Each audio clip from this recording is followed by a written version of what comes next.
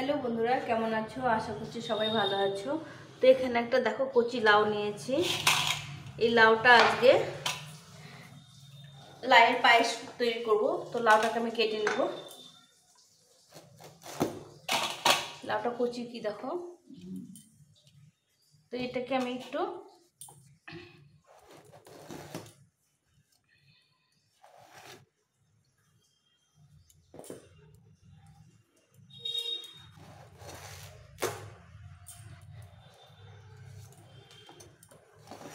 প্রথমে ছুলে নেব, নিয়ে একটু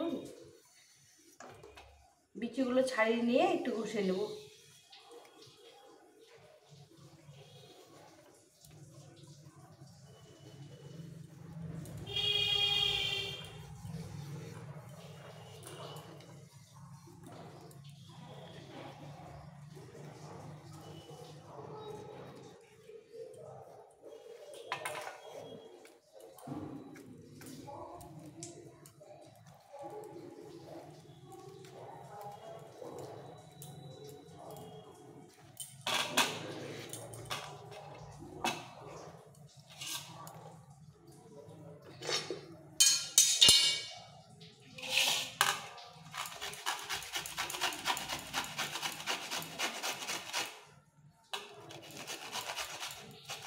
এভাবে করে লাউটাকে ঘষে নিতে হবে।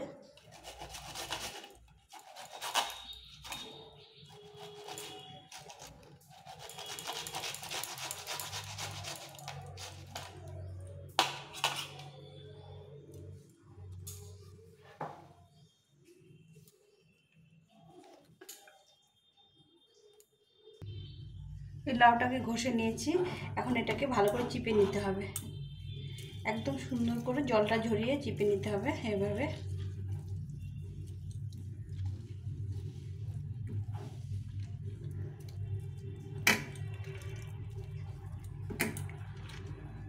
এভাবে করে চিপে নিতে হবে।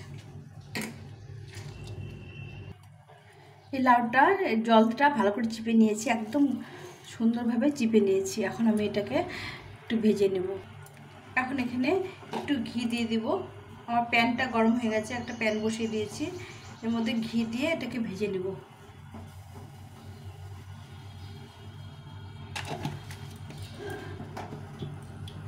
ঘিটা গরম হয়ে গেলে এর মধ্যে আমি লাউটাকে ভেজে নেব। আর এই দুধটাকে জ্বালিয়ে নিচ্ছি, মোটামুটি ঘন করে একটু নিতে হবে। এখন এই লাউটাকে আমি এখানে সুন্দরভাবে ভেজে নেব।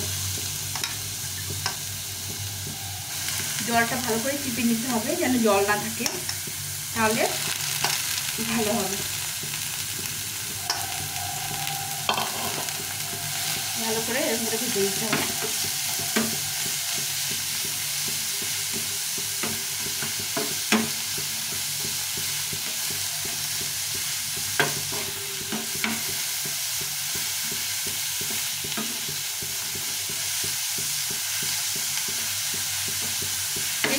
কিছুক্ষণ ধরে নেড়ে চেড়ে ভেজে নিতে হবে এটাকে।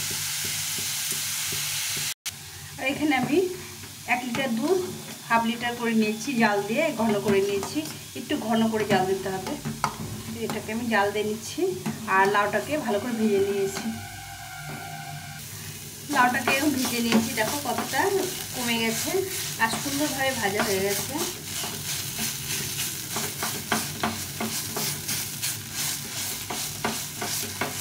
এখন তো সবাই বাড়িতে লাউ নিয়ে আসে, আর লাউটা পাওয়া যায় এখন এই সময়ে। তো এখন তোমরা একটু লাউয়ের পায়েস করতেই পারো এভাবে করে, খেতে অসাধারণ লাগে। আমাদের মহাপ্রভু শ্রী ভগবান মহাপ্রভু খেতে খুব ভালোবাসতো লাউয়ের পায়েস। মহাপ্রভু ভোগে এই লাউয়ের পায়েসটা লাগে। তো আজকে আমি তোমাদের সঙ্গে শেয়ার করলাম যে তোমরাও ঘরে এভাবে লাউয়ের পায়েস করবে, খুব ভালো লাগবে। লাউ ডালে লাউ ঘাটি তো আমরা খেয়ে থাকি, একবার এরকম করে লাউয়ের পায়েস করে খেও। জলটাকে ভালো করে ভেজে জলটাকে শুকিয়ে নিতে হবে। লাউয়ে তো অনেক জল থাকে, জলটাকে এরকম ভালো করে ভেজে ভেজে ভেজে ভেজে শুকিয়ে নিতে হবে, যাতে একদম জল না থাকে।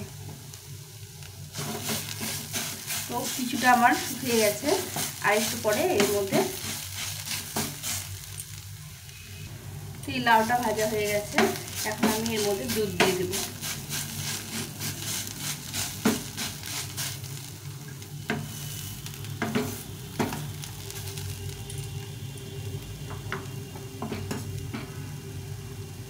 এখানে এবার উপরে দুধ দিয়ে দেবো। দুধ দিয়ে ভালো করে এটাকে সেদ্ধ করে নিতে হবে।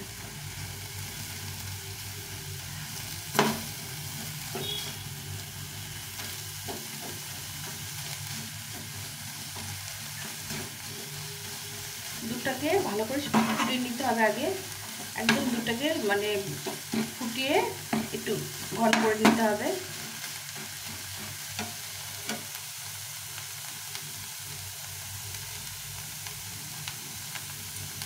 এখন আমি আরও কিছু দুধ দিয়ে দেবো।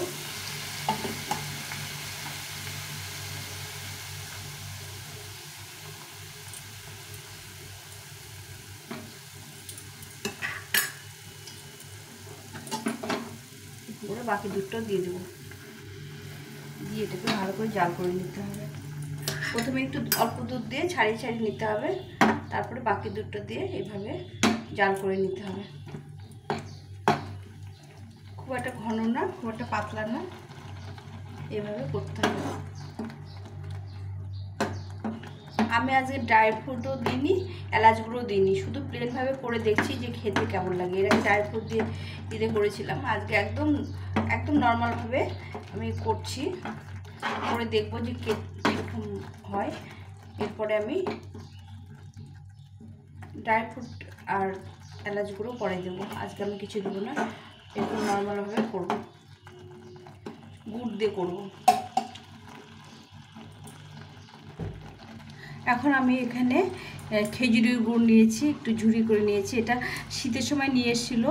আর খেজুরের গুড় তোমরা সবসময় মুড়ির কৌটোর মধ্যে রাখবে, তাহলে একদম ভালো থাকবে, বছরের পর বছর থেকে যায় এভাবে। আমি মুড়ির কৌটোর মধ্যে রেখেছিলাম, সেটা এখন গুঁড়ো করে নিয়েছি, এটা এখন দিয়ে দেবো। তো আমি এই গুড় দিয়ে আজকে করবো পায়েসটা।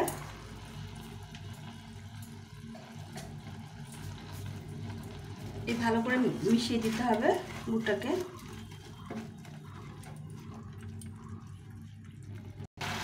এটা আমার হয়ে এসছে, এখন নামিয়ে দেবো। এর মধ্যে তোমরা চাইলে ড্রাই ফ্রুট দিতে পারো, এলাচ গুঁড়ো দিতে পারো, তো আমি আজকে কিছু দেবো না, এইভাবে করে নিলাম। আমি এখন এর মধ্যে সামান্য একটু ঘি ছড়িয়ে নামিয়ে দেবো। এক চামচ ঘি দিয়ে দিলাম। ঘি দিলে এটা বেশি খেতে ভালো লাগে, মানে বেশি করে ঘি দিলে খেতে খুব ভালো লাগে।